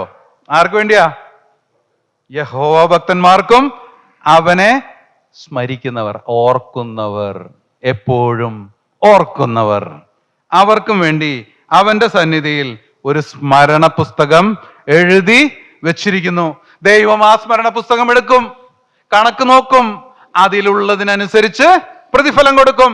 ലോകത്തിന്റെ പ്രതിഫലമൊന്നും ദൈവത്തിന് വിഷയം അല്ല. അത് ഇവിടെ കൊണ്ട് തീരും. ഞാൻ പറഞ്ഞു വരുന്നത് ഭക്തനായിരിക്കണം, അല്ലാത്തതൊക്കെ നിലനിൽക്കാത്തതാണ്. എന്താണ് ദൈവഭക്തിയുടെ മർമ്മം? നമുക്കതിലേക്കൊന്ന് കടക്കാം. നമ്മൾ ദൈവഭക്തി എന്ന് കേൾക്കുമ്പോൾ നമ്മുടെ മനസ്സിലുണ്ടാകുന്നത് ദൈവത്തെ ഭയം വേണമെന്നാണ്. ഞാൻ പറഞ്ഞ പോലെ ദൈവത്തോടുള്ള ഭയം ഒരിക്കലും ദൈവം ഭീകരനായതുകൊണ്ട് അല്ല, മറിച്ച് താൻ നല്ലവൻ ആയതുകൊണ്ട് ആയിരിക്കണം. നല്ലവനായതുകൊണ്ട്. ഞാനൊരു കാര്യം പറയാം. ഈ വിഷയം പഠിച്ചു തുടങ്ങിയതിന് ശേഷം എൻ്റെ കർത്താവിനോടുള്ള എൻ്റെ പ്രേമം വർദ്ധിച്ചു. ഞാൻ അതിനെ അങ്ങനെ വിളിക്കട്ടെ. ഈ പ്രേമം എന്നിൽ വർദ്ധിക്കുന്നേ, പ്രിയനോട് ചേരുവാനൊക്കെ നമ്മൾ പാടും, നല്ല പ്രേമമാണ്. ആ വാക്ക് അർത്ഥമാക്കുന്നുണ്ടോ എന്ന് പോലും എനിക്ക് അറിഞ്ഞുകൂടാ. എന്താ ഈ പ്രേമം? എന്താണ് പ്രേമം? എൻ്റെ കർത്താവിനോട് എനിക്കുള്ള ഒരു ബന്ധം. ഇപ്പോഴത്തെ പുതിയ ഒരു ലാംഗ്വേജ് ഉണ്ട്, അത് ഞാൻ പറഞ്ഞാൽ മനസ്സിലാവും. ചങ്കാണെന്ന് പറയും അല്ലേ? അവൻ എൻ്റെ ചങ്കാണ്. എന്താ ഈ ചങ്ക് എന്ന് പറഞ്ഞാൽ ഒരേ ഹൃദയം. കർത്താവിനോട് ചേരുവാനായിട്ട് സ്നാനമേറ്റവരായ നാം, അല്ലേ? അങ്ങനെയല്ലേ പറഞ്ഞിരിക്കുന്നേ? അപ്പൊ കർത്താവിനോട് നമ്മൾ ചേർന്നവരായിരിക്കണം, അല്ലേ? ചേരുക എന്ന് പറഞ്ഞാൽ എന്താ ആശയം? ഈ ചങ്ക് എന്ന വിഷയമാണ് അവിടെ. ഇനി ഞാൻ സെപ്പറേറ്റ് അല്ല, ഞാൻ അവനുമായി ഒരു ശരീരമാണ്. അവനെ വേദനിപ്പിച്ചാൽ എനിക്കും വേദനിക്കും.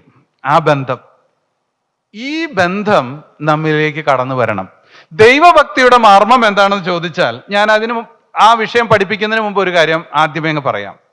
ഞാൻ ആദ്യമേ തുടക്കത്തിൽ ഇങ്ങനെ പറയുകയുണ്ടായി, ദൈവമക്കൾ എന്നുള്ളത് ദൈവത്തിൻ്റെ ഈ കാലഘട്ടത്തിലെ ഏറ്റവും പരമപ്രധാനമായിരിക്കുന്ന ഒരു പദ്ധതിയാണ്. അതിൻ്റെ ഒരു ചെറിയ ഡീറ്റെയിൽ ഞാൻ തന്നിട്ട് മുന്നോട്ട് പോകാം. അതായത്, ദൈവം ആദ്യമായി മനുഷ്യനെ ഉണ്ടാക്കിയപ്പോൾ, ആദമിനെ ഉണ്ടാക്കിയപ്പോൾ, നിങ്ങൾ ശ്രദ്ധിച്ച് കേൾക്കണം കേട്ടോ, ഈ ഒരു വിഷയം ശരിക്കും മനസ്സിലാക്കണം. അതെന്താന്ന് ചോദിച്ചാൽ, ഇത് ശരിക്കും മനസ്സിലാക്കാത്തത് കൊണ്ടാണ് നമ്മളുടെ ഇടയിൽ ചടങ്ങുകൾ മാത്രമായി കാര്യങ്ങൾ തീരുന്നത്. ഞാൻ ആരംഭത്തിൽ പറഞ്ഞു, നമ്മളുടെ പ്രത്യാശയൊക്കെ സ്വർഗത്തിൽ ചെല്ലുന്ന വരെയുള്ള പ്രത്യാശയെ ഉള്ളൂ, അതിനപ്പുറത്തേക്ക് അങ്ങ് പോകുന്നില്ല. ആദമിനെ ദൈവം ഉണ്ടാക്കിയപ്പോൾ ദൈവം അവനെ അനുഗ്രഹിച്ചു. എന്നിട്ട് എന്താണ് പറഞ്ഞത് അവനോട്? നീ സകലത്തിൻ്റെയും മേലെ വാഴുക, അല്ലേ? ആദമിനെ ദൈവം ഉണ്ടാക്കിയത് വാഴാൻ വേണ്ടിയാ, സകല സൃഷ്ടികളുടെ മേലും, അങ്ങനെയല്ലേ? അതെ. പക്ഷെ ആ വാഴ്ച നടന്നോ? ഇല്ല. ആദ്യം തന്നെ അവൻ തോറ്റു, പാപം ചെയ്തു. പാപം ചെയ്ത ആദാമിനെ പിന്നെ പാപം ഭരിക്കാൻ തുടങ്ങി, മരണം ഭരിക്കാൻ തുടങ്ങി. ജീവികളെ ആദം ഭരിക്കേണ്ടിയിരുന്ന, ഇപ്പൊ നമ്മൾ ഓടിക്കൊണ്ടിരിക്കുക ജീവികളെ പേടിച്ച്. സത്യമാണല്ലോ അല്ലേ? ഇവിടെ ആ പ്രശ്നം ഉണ്ടോന്ന് അറിയില്ല. ഇന്നലെ രാത്രി ഞാൻ എൻ്റെ വീട്ടിൽ, ഞങ്ങളുടെ വീട് മലയോരമൊന്നുമല്ല, കുറച്ചങ്ങ് മാറിയ മലയൊക്കെ ഉണ്ട്, എന്നാലും പൊതുവെ ശല്യങ്ങളൊന്നും അങ്ങനെ കാര്യമില്ലാത്ത. പക്ഷെ ഇന്നലെ രാത്രി ഉണ്ട് ഇവിടെ ഭയങ്കര ഒരു പടോ എന്നും പറഞ്ഞിങ്ങനെ വീഴുന്നൊരു ശബ്ദം. എഴുന്നേറ്റ് ഞാൻ നോക്കിയിട്ടുണ്ട്, മരപ്പട്ടി എന്ന് പറഞ്ഞൊരു സാധനമുണ്ട്, തുള്ളിണ്ട് നടക്കുക. എൻ്റെ സൺഷെയ്ഡ് മുക്കോടെ. വാസ്തവത്തിൽ അത്ഭുതപ്പെട്ടു പോയി. ഈ സാധനങ്ങളൊക്കെ ഇപ്പൊ ഇവിടെ പ്രത്യക്ഷപ്പെടാൻ തുടങ്ങിയോ? ഞാനൊക്കെ കുഞ്ഞായിരിക്കുമ്പോൾ മരപ്പട്ടി എന്ന് കേട്ടിട്ടുള്ളതല്ലാതെ ജീവനുള്ള ഒരെണ്ണത്തിനെ നേരിട്ട് ഞാൻ കണ്ടിട്ടില്ല. ആദ്യമായിട്ട് ഒരെണ്ണത്തിനെ ജീവനോടെ ഞാൻ ഇന്നലെ രാത്രി കണ്ടു. ഇന്ന് മനുഷ്യർ മൃഗത്തെ പേടിച്ച് നടക്കുക. കാരണം മൃഗത്തിന് സർവ്വ സംരക്ഷണവും ഉണ്ട്, മനുഷ്യന് ഒരു സംരക്ഷണവും ഇല്ല. അതെപ്പോഴത്തെ അവസ്ഥ. ആദാമിനെ മൃഗങ്ങൾ കൊല്ലാൻ തുടങ്ങി. ഭരണം അവസാനിച്ചു. ഭരണം കുറച്ച് നാളെ നീണ്ടു നിന്നുള്ളൂ. അവൻ പാപം ചെയ്തത് കൊണ്ട് ഭരണത്തിന്റെ ചെങ്കോൽ അവന്റെ കയ്യിൽ നിന്ന് നഷ്ടപ്പെട്ടു. ദൈവം അവനെ പുറത്താക്കി കളഞ്ഞു. ഇത് തിരിച്ചു കൊണ്ടുവന്നു കർത്താവ്. അതെങ്ങനെയാ കൊണ്ടുവന്നേ? തൻ്റെ പുത്രനെ ഭൂമിയിലേക്ക് അയച്ചു. ഇന്ന് ഒരു രാജാവുണ്ട്. ആ രാജാവിൻ്റെ കീഴിൽ അവൻ്റെ പൗരന്മാരും ആത്മീയ അർത്ഥത്തിലുണ്ട്, ഭൗതിക അർത്ഥത്തിലല്ല, ആത്മീയ അർത്ഥത്തിൽ. കർത്താവായ യേശു ക്രിസ്തുവാണ് നമ്മുടെ രാജാവ്, നാം രാജ്യവും പുരോഹിതന്മാരുമാണ്. എന്നാൽ ഇതിന്റെ ആക്ഷരികമായിരിക്കുന്ന ഒരു അനുഭവം ഇനി വരാൻ പോവുകയാ നിത്യതയിൽ. നമുക്ക് അതിനോടുള്ള ബന്ധം ചില കാര്യങ്ങൾ വായിക്കാം.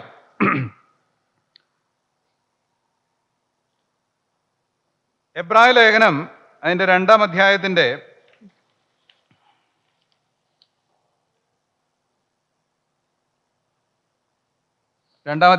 4-ാമത്തെ വാക്യമാണെന്നാണ് എൻ്റെ ഓർമ്മ. വായിക്കാതെ ഞാനത് 2-ാം അധ്യായം, വരുവാനുള്ള ഭാവി ലോകത്തെ, അതെ, ആ വാക്യം ഞാനത് പുറകാലെ വരുന്നുണ്ടെന്നാലും ഞാൻ ഇച്ചിരി മുന്നേ അങ്ങ് വായിക്കുകയാണ്. നാം പ്രസ്താവിക്കുന്ന ഭാവി ലോകത്തെ അവൻ ദൂതന്മാർക്കല്ലല്ലോ കീഴ്പ്പെടുത്തിയത്. മതി. ഒരു ഭാവി ലോകം വരുന്നുണ്ട്. ഇതൊന്ന് ശ്രദ്ധിച്ചു കേൾക്കണേ. ഭാവി ലോകം അവൻ ആർക്ക് കീഴ്പ്പെടുത്തി ഇല്ല എന്നാ പറഞ്ഞിരിക്കുന്നേ? ദൂതന്മാർക്കല്ലല്ലോ കീഴ്പ്പെടുത്തിയത്. അതിന്റെ അർത്ഥം എന്താ? ദൂതന്മാർക്കല്ല കീഴ്പ്പെടുത്തിയിരിക്കുന്നത്. അപ്പോൾ ഇപ്പോഴത്തെ ലോകം ആർക്ക് കീഴ്പ്പെട്ടാ ഇരിക്കുന്നേ? ഇപ്പോഴത്തെ ലോകം ദൂതന്മാർക്ക് കീഴ്പ്പെട്ടാണ് ഇരിക്കുന്നത്. നിങ്ങൾക്കറിയാമോ, ആദം തെറ്റിപ്പോയത് മുതൽ എല്ലാ കാര്യങ്ങളും ആരുടെ കൈകളിലേക്ക് എത്തി? തത്വത്തിൽ ദൂതന്മാരുടെ കൈകളിലേക്ക് എത്തി. പഴയ നിയമം മുഴുവൻ കൊടുത്തത് ആരാ? ദൂതന്മാർ മുഖാന്തരം മധ്യസ്ഥന്റെ കയ്യിൽ ഏൽപ്പിച്ചതാ. നെബൂഖദ്നേസറിന്റെ സമയത്ത് ന്യായവിധി നടക്കുന്നത് ആരുടെ? ദൂതന്മാരാണ് അത് ചെയ്യുന്നത്. നിങ്ങളത് ശ്രദ്ധിച്ചു വായിച്ചോ. ഞാൻ ആ വിഷയത്തിലേക്ക് കടക്കുന്നില്ല, അതല്ല എൻ്റെ വിഷയം. ഞാൻ പറയുക, ആദമിനെ ഭരിക്കാൻ ഏൽപ്പിച്ചതാ. ആരുടെ പ്രതിനിധിയായിട്ട്? ദൈവത്തിന്റെ പ്രതിനിധിയായിട്ട്. ആരുടെ സാദൃശ്യത്തിലും സ്വരൂപത്തിലും ആദാം ഉണ്ടാക്കിയപ്പെട്ടത്? ദൈവത്തിന്റെ, അല്ലേ? നാം നമ്മുടെ സാദൃശ്യത്തിലും സ്വരൂപത്തിലും, തന്റെ സാദൃശ്യത്തിലും സ്വരൂപത്തിലും ഉണ്ടാക്കിയ തന്റെ പ്രതിനിധിയായവൻ ആ സ്ഥാനം നശിപ്പിച്ചു. പാപികളായി തീർന്നു എല്ലാവരും, മരണത്തിന് അധീനരായി. എന്നാൽ ദൈവം അത് തിരിച്ചു വരുത്തുകയാണ് ദൈവമക്കൾ എന്നുള്ള വലിയ പദ്ധതിയിലൂടെ. പറഞ്ഞ മനസ്സിലായല്ലോ? ദൈവം തന്റെ പുത്രനിലൂടെ ഇന്ന് മാനവവർഗത്തെ വീണ്ടെടുത്ത് പിന്നെയും ഒരു വാഴ്ചയ്ക്കായിട്ട് ഒരുക്കുകയാണ്. പറഞ്ഞതിന്റെ ആശയം മനസ്സിലായോ? ഒരു വാഴ്ച വരുന്നുണ്ട്. റിസ്റ്റോറേഷൻ കഴിഞ്ഞ് ഇനി ഒരു വാഴ്ചയിലേക്ക് വരികയാണ് നമ്മള്. എവിടെ വാഴ്ച അവസാനിച്ചുവോ ആ വാഴ്ചയിലേക്ക് ഇനി മടങ്ങി വരാൻ പോവുകയാണ്.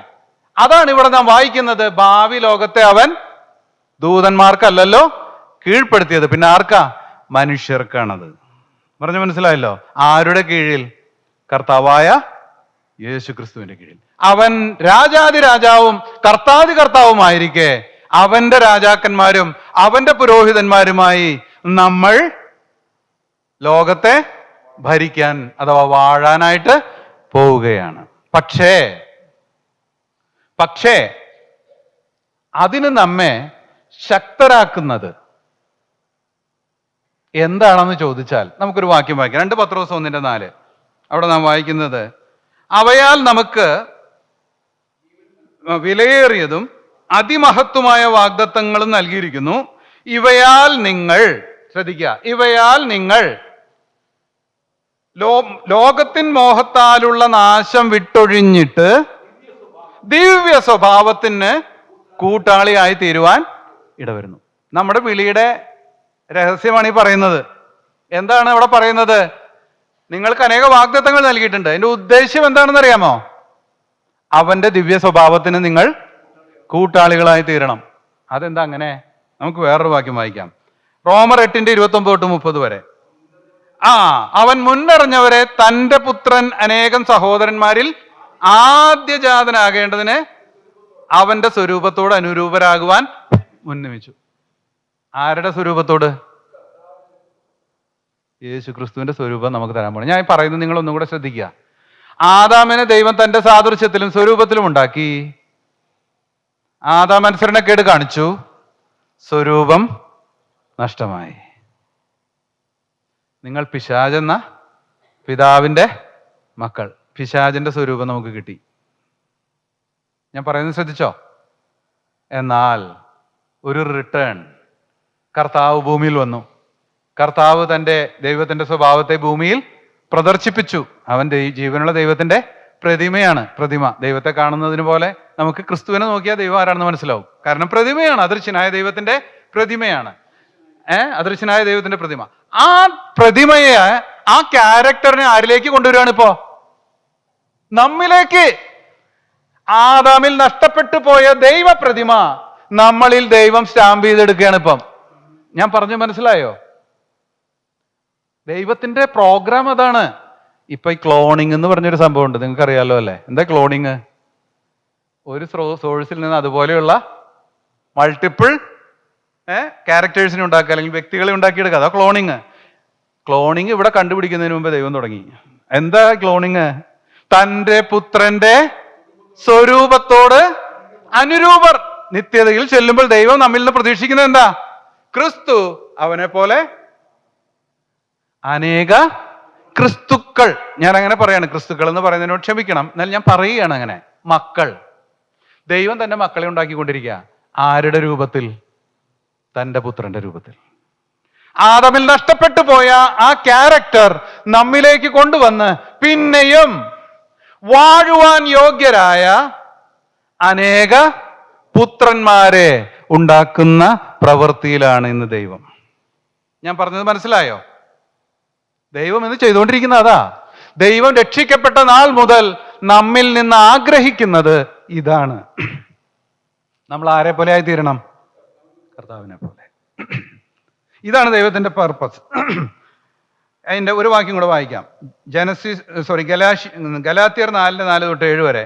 എന്നാൽ കാലസമ്പൂർണത വന്നപ്പോൾ ദൈവം തന്റെ പുത്രനെ സ്ത്രീയിൽ നിന്ന് ജനിച്ചവനായി ന്യായപ്രമാണത്തിന് കീഴുള്ളവനായി നിയോഗിച്ചയച്ചത് അവൻ ന്യായപ്രമാണത്തിന് കീഴുള്ളവരെ വിലയ്ക്ക് വാങ്ങിയിട്ട് നാം പുത്രത്വം പ്രാപിക്കേണ്ടതിന് തന്നെ.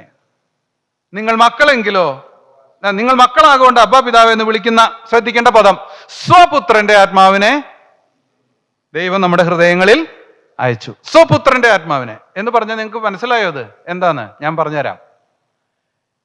ദൈവം നമ്മളെ വീണ്ടെടുത്ത് പാപങ്ങളൊക്കെ ക്ഷമിച്ചു തന്നു പുത്രനിലൂടെ. എന്നിട്ട് ദൈവം തൻ്റെ പുത്രനെ പോലെ നമ്മളായി തീരേണ്ടതിന് ദൈവത്തിന്റെ പുത്രന്റെ തന്നെ ആത്മാവിനെ അങ്ങ് തന്നു. ഈ പറഞ്ഞതിന്റെ ആശയം മനസ്സിലായോ? ദൈവപുത്രന്റെ ആത്മാവ് നമ്മളിൽ വന്നപ്പോൾ, സുപുത്രന്റെ ആത്മാവിനെ നമ്മളിലേക്ക് തന്നപ്പോൾ, ഇനി ആരെ പോലെ ബിഹേവ് ചെയ്യാൻ നമുക്ക്? ആരെ പോലെ ബിഹേവ് ചെയ്യാൻ പറ്റും? പുത്രനെ പോലെ. ഇനി ആരും അത് കണ്ടുപിടിക്കേണ്ട ആവശ്യമൊന്നും ഇല്ല. ഇനി നമ്മൾ ഇങ്ങനെ പറയാ, കർത്താവ് ഇതൊക്കെ പുത്രന് നടക്കും, ഞങ്ങൾക്ക് നടക്കില്ല. എന്താ ഇവിടെ എഴുതി വെച്ചിരിക്കുക, നിങ്ങൾക്ക് അതേ ആത്മാവിനെയാണ് എന്ന് പറഞ്ഞാൽ ക്രിസ്തു എങ്ങനെ ചിന്തിച്ചു, ക്രിസ്തു എങ്ങനെ കാര്യങ്ങൾ കണ്ടു, ക്രിസ്തു എങ്ങനെ സംസാരിച്ചു, പ്രവർത്തിച്ചു, ഡിറ്റോ അത് ചെയ്യുവാൻ തൻ്റെ പുത്രന്റെ ആത്മാവിനെ തന്നെ നമുക്ക് തന്നു. അപ്പൊ സ്വപുത്രൻ എന്ന് പറഞ്ഞ വേറൊരു ആത്മാവാണോ? അല്ലല്ല, പരിശുദ്ധാത്മാവ് തന്നെയാ. പക്ഷെ പരിശുദ്ധാത്മാവ് എങ്ങനെ പുത്രനിൽ പ്രവർത്തിച്ചുവോ അതേപോലെ തന്നെ നമ്മിലേക്ക് ദൈവം തൻ്റെ ആത്മാവിനെ കൊണ്ടുവരുവാനായിട്ട് ഇടയായി. Thank you. പറഞ്ഞു വരുന്നതിൻ്റെ ആശയം, ഇനി നമ്മൾ ഒന്നും കണ്ടുപിടിക്കാൻ പോകേണ്ട ആവശ്യം ഇല്ല. പിന്നെ എന്ത് ചെയ്യണം? ആത്മാവിനെ അനുസരിച്ച് ജീവിച്ചാൽ മാത്രം മതി. പറഞ്ഞതിന്റെ ആശയം മനസ്സിലായോ? ദൈവം എന്തൊക്കെയാ ചെയ്തതെന്ന് നമ്മൾ കണ്ടു. നമ്മെ വീണ്ടെടുത്തു, നമ്മെ സ്വപുത്രന്റെ ആത്മാവിനെ തന്ന് അനുഗ്രഹിച്ചു. എന്നിട്ട് സ്വപുത്രനെ നമ്മുടെ മുമ്പിൽ ഒരു മോഡലാക്കി വെച്ചിരിക്കുകയാണ്. എന്തിനു വേണ്ടിയാണ്? അവനെ പോലെ നാം ആയിത്തീരുവാൻ വേണ്ടി. അതെ, അതാണ് നമ്മളിവിടെ വായിക്കുന്നതായിട്ടുള്ള കാര്യം. കൊലോസ്യർ 3:10 നമ്മൾ ഇങ്ങനെ വായിക്കുന്നു, തന്നെ സൃഷ്ടിച്ചവന്റെ പ്രതിമ പ്രകാരം പരിജ്ഞാനത്തിനായി പുതുക്കം പ്രാപിക്കുന്ന പുതിയ മനുഷ്യനെ ധരിച്ചിരിക്കുന്നുവല്ലോ എന്നാണ് ഇവിടെ എഴുതിയിരിക്കുന്നത്. നമ്മളിപ്പോഴും ധരിക്കാൻ തുടങ്ങിയിട്ടില്ല. നമ്മളിപ്പോഴും പഴയ സ്വഭാവമാണ് പലപ്പോഴും വെളിപ്പെടുത്തുന്നത്. ശരിയല്ലേ? ദേഷ്യം വരുമ്പോ അങ്ങോട്ടും കണക്കിന് പറയുന്നത് ക്രിസ്തുവിന്റെ സ്വഭാവമാണോ? അല്ല. അല്ലേ? അവനെ, കർത്താവിനെ കുറിച്ച് നാം എന്താ വായിക്കുന്നേ? തന്നെ ശകാരിച്ചിട്ട് പകരം ശകാരിക്കാതെയും, കഷ്ടം സഹിച്ചിട്ട് ഭീഷണം പറയാതെയും ന്യായമായി വിധിക്കുന്നവെങ്കിൽ കാര്യങ്ങൾ അത് നമ്മൾ ചെയ്യാറുണ്ടോ? വളരെ ചുരുക്കം അല്ലേ? ഞാൻ അതാ പറഞ്ഞു വരുന്നേ. ഇവിടെ എഴുതിയിരിക്കുന്ന നിങ്ങൾ ധരിച്ചിരിക്കുന്നുവല്ലോ എന്നാണ്, പക്ഷെ അങ്ങനെ ധരിച്ചിട്ടില്ല. ഇതാണ് ദൈവഭക്തി കൊണ്ട് നമ്മൾ ചെയ്യേണ്ടത്. വരുന്ന നാളുകളിൽ നമ്മളിൽ ഉണ്ടാകേണ്ട മാറ്റം ഇതാണ്. എൻ്റെ പ്രിയമുള്ളവരെ, നമ്മളെ ദൈവം വിളിച്ചപ്പോൾ ഒരു പർപ്പസ് ഉണ്ട് അതിൻ്റെ പുറകിൽ. എന്താണ് ആ പർപ്പസ്? ആ പുത്രന്റെ അതേ സ്വരൂപം നമ്മളിൽ കടന്നു വരണം. ഈ സ്വരൂപത്തിനനുസരിച്ചിട്ടാണ് വരുന്ന ലോകത്തെ നമുക്ക് വാഴുവാൻ സാധിക്കുകയുള്ളൂ. അതെന്താ? ദൈവത്തിന്റെ കാര്യപരിപാടികൾ ചെയ്യണമെങ്കിൽ ആരെ പോലെ ആയിരിക്കണം? നമ്മൾ ദൈവത്തെ പോലെ ആവണം. പറഞ്ഞതിന്റെ ആശയം മനസ്സിലായോ? ദൈവത്തെ പോലെ നമ്മൾ ആയിത്തീരാതെ, ദൈവത്തിന്റെ സ്വഭാവം നമ്മളിൽ ഉണ്ടാകാതെ സ്വർഗത്തിൽ പോയ ഒരു കാര്യവും ഇല്ല. ഞാൻ പറയുന്നത് നിങ്ങൾക്ക് മനസ്സിലാക്കാൻ പറ്റുമോ എന്ന് എനിക്ക് അറിഞ്ഞുകൂടാ. ഒരു കമ്പനിയിൽ ജോലി കിട്ടിക്കഴിഞ്ഞാൽ, അവിടുത്തെ സിസ്റ്റം അനുസരിച്ച് നമ്മൾ നടക്കേണ്ടതിന് അവർ ട്രെയിനിങ് തരും. ഓറിയന്റേഷൻ എന്നാണ് അതിനെ വിളിക്കുക. ഓറിയന്റേഷൻ. അവിടുത്തെ കോഡുകൾ എന്തൊക്കെയാണ്, എങ്ങനെ നാം ഡ്രസ്സ് ധരിക്കണം, എങ്ങനെ ഏത് സമയത്ത് ജോലി ചെയ്യണം, എത്ര ദിവസം ലീവ് ഉണ്ടാവും, ഇങ്ങനെ എല്ലാ കാര്യങ്ങളും അവർ നമുക്ക് പഠിപ്പിച്ചു തരും. എന്നിട്ട് എന്താ അവർ ഉദ്ദേശിക്കുന്നത്? ഇതൊക്കെ പഠിച്ചു കഴിഞ്ഞ് നമ്മൾ തോന്നിയ പോലെ നടക്കാനല്ല, പിന്നെയോ അവിടുത്തെ അവർ പറഞ്ഞ പോലെ ചെയ്യണം. ആ കമ്പനിയിൽ ജോലി ചെയ്യണമെങ്കിൽ ഇങ്ങനെയായിരിക്കണം, അതാണ് അവരുടെ നിയമം. ഇനി ഒരുത്തൻ പറയാ എനിക്ക് ഇതൊന്നും പറ്റില്ല എന്ന് പറഞ്ഞാൽ അവരെന്ത് പറയും? സാരല്ല എന്ന് പറയോ? അടുത്ത വണ്ടിക്ക് പോകോളം പറയും. അത് ശരിയാ, ഇവിടെ ജോലി ചെയ്യാൻ പറ്റില്ല സ്നേഹിത എന്ന് പറയും. അതെന്താ? ഈ കമ്പനിയിൽ ജോലി ചെയ്യണമെങ്കിൽ ഈ നിബന്ധനകൾ പാലിച്ചിരിക്കണം. സ്വർഗത്തിൽ നമ്മുടെ ദൈവത്തെ, നമ്മുടെ പിതാവിനെ സേവിക്കണമെങ്കിൽ ദൈവത്തിൻ്റെ സ്വഭാവം നമ്മളിൽ ഉണ്ടായിരിക്കണം. അതുകൊണ്ടാണ് ഞാൻ നേരത്തെ പറഞ്ഞത് കുടം കമിഴ്ത്തി വെള്ളം ഒഴിക്കുന്ന പോലെ ഇവിടെ പല കാര്യങ്ങളുമെന്ന്. അതെന്താ? അവിടെ ചെന്ന് നമ്മളുടെ ക്യാരക്ടർ എടുത്തു പരിശോധിക്കുമ്പോൾ ക്രിസ്തുവിനെ കാണുവാൻ ഇടയാകയില്ലെങ്കിൽ, നമ്മളുടെ ഇടയിലുള്ള ഒരു ചെറിയ തെറ്റായ ചിന്ത ഞാൻ പറഞ്ഞുതരാം. നമ്മൾ വിചാരിക്കുന്ന പാപം അങ്ങ് അവിടെ ചെല്ലുമ്പോൾ ഉണ്ടാവില്ല. അത് സത്യമായിട്ടോ, പാപം ഉണ്ടാവില്ല. പാപം അങ്ങ് ഇല്ലാതെ ആകുമ്പോൾ ഞാൻ അങ്ങ് ടിപ്പ് ടോപ്പ് ആകുമെന്നാ. അങ്ങനെ ഒരു മൂഢ സ്വർഗത്തിൽ ആരെങ്കിലും ജീവിക്കുന്നുണ്ടെങ്കിൽ ഇന്ന് കുഴിച്ചിട്ടോ. അത് അങ്ങനെ ഒരു സംഭവം ഉണ്ടാവുകയില്ല. ഞാൻ അവിടെ ചെല്ലുമ്പോൾ ടിപ്പ് ടോപ്പായി തീരുമെങ്കിൽ കഷ്ടം സഹിച്ച് മരിച്ച പൗലോസിനേക്കാളും ഞാൻ മിടുക്കൻ. ഞാൻ പറഞ്ഞതിന്റെ ആശയം മനസ്സിലായോ? ശരിയല്ലേ? ദൈവം നീതി ഉള്ളവനല്ലേ? അതാ ഞാൻ മുന്നേ ആ വാക്യം വായിച്ചത്. ഏതാ? തക്കവണ്ണം പ്രാപിക്കേണ്ടതിന്. ഇനി കർത്താവ് യേശു ക്രിസ്തു എങ്ങനെ മഹത്വം പ്രാപിച്ചതെന്ന് നമുക്കൊന്ന് നോക്കാം. അവൻ ദൈവരൂപത്തിലിരിക്കെ ദൈവത്തോടുള്ള സമത്വം മുറുകെ പിടിച്ചുകൊള്ളണമെന്ന് വിചാരിക്കാതെ തന്നെത്താൻ ഒഴിച്ചു, വേഷത്തിൽ മനുഷ്യനായി വിളങ്ങി, തന്നെത്താൻ താഴ്ത്തി, മരണത്തോളം, ക്രൂശിലെ മരണത്തോളം തന്നെ അനുസരണമുള്ളവനായി തീർന്നു. അതുകൊണ്ട് ദൈവം എന്ത് ചെയ്തു? അതുകൊണ്ട് ദൈവവും അവനെ ഏറ്റവും ഉയർത്തി, സകല നാമത്തിനും മേലായ നാമം നൽകി. കർത്താവ് അങ്ങനെയാ പ്രാപിച്ചത് അധികാരം. പറഞ്ഞു മനസ്സിലായോ? ഓസിലൊന്നും കർത്താവ് മേടിച്ചിട്ടില്ല. പറഞ്ഞതിന്റെ ആശയം മനസ്സിലായല്ലോ? വെറുതെ കിട്ടിയതല്ല, തന്നെ താൻ താഴ്ത്തി അനുസരണമുള്ളവനായി തീർന്നുകൊണ്ടാ.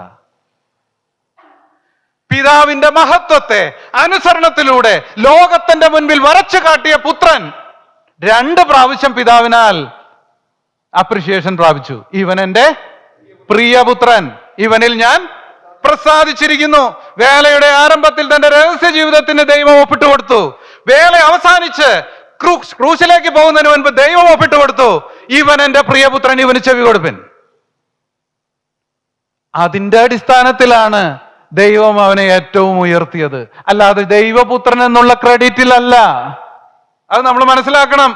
ദൈവപുത്രന് വേണ്ടിയ സകലവും ഉണ്ടാക്കിയത്, അവൻ മുഖാന്തരം സകലവും ഉളവായി, അവനും അവനായി കൊണ്ടുമാണ് ഉണ്ടാക്കിയിരിക്കുന്നത്. പക്ഷേ അനുഗ്രഹം അവൻ നേടി എടുക്കണം. ഞാനിവിടെ നിർത്താൻ പോവുകയാണ്. ഞാൻ അതിനൊരു ഉദാഹരണം പറഞ്ഞിട്ട് നിർത്താം. യോശുവ കനാൻ നാട്ടിലേക്ക് ഇസ്രായേലിനെ കൊണ്ടുവന്നു. ഒരു സ്ഥലം മുഴുവനും അവരുടെ മുമ്പിലാ. ഇവരാരും എങ്ങും പോകാതെ അവിടെ എങ്ങനെ ഇരിക്കുക. നിങ്ങൾ യോശുവയുടെ പുസ്തകം വായിച്ചിട്ടുണ്ടെങ്കിൽ കാണാൻ പറ്റും അത്. നിങ്ങൾ എന്താണ് ഇങ്ങനെ വെറുതെ ഇരിക്കുന്നത്?